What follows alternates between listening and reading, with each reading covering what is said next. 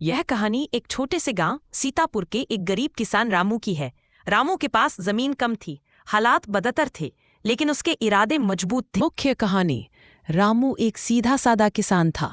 उसके पास कुल 1.5 बीघा जमीन थी, वो भी बंजर जैसी। परिवार में उसकी पत्नी गीता, 2 बच्चे राजू और पिंकी और बूढ़ी माँ थी। हर साल रामू आस लगाकर बीज बोता, लेकिन या तो बारिश धोखा दे जाती या कीट फसल खा जाते। कर्ज बढ़ता जा रहा था, सूदखोर महाजन दिन दिन तंग करता। रामू की माँ कई बार कहती, बेटा शहर जाकर कुछ काम कर ले, गांव में भूखे मर जाओगे। लेकिन रामू जवाब देता, अम्मा मैं किसान हूं, धरती मेरा धर्म है, जब तक सांस है खेत नहीं छोड़ूंगा। संघर्ष का समय। एक साल गांव में भारी सूखा पड़ा, तालाब सूख गए, नहर में पानी नहीं था।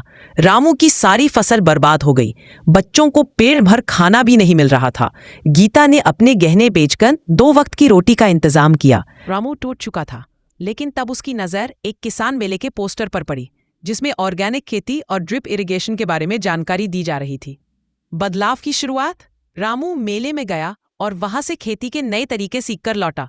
उसने तय किया कि वो अब रासायनिक खाद नहीं डालेगा।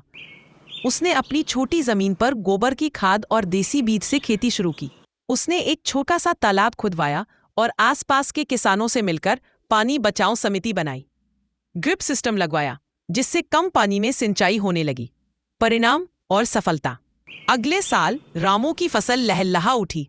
हरा भरा खेत देखकर गांव वाले भी हैरान थे।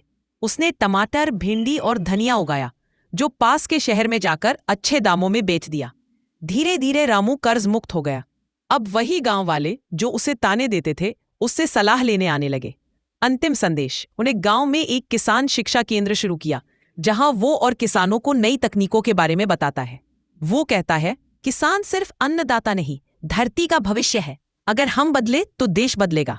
समाप्ति और सीख।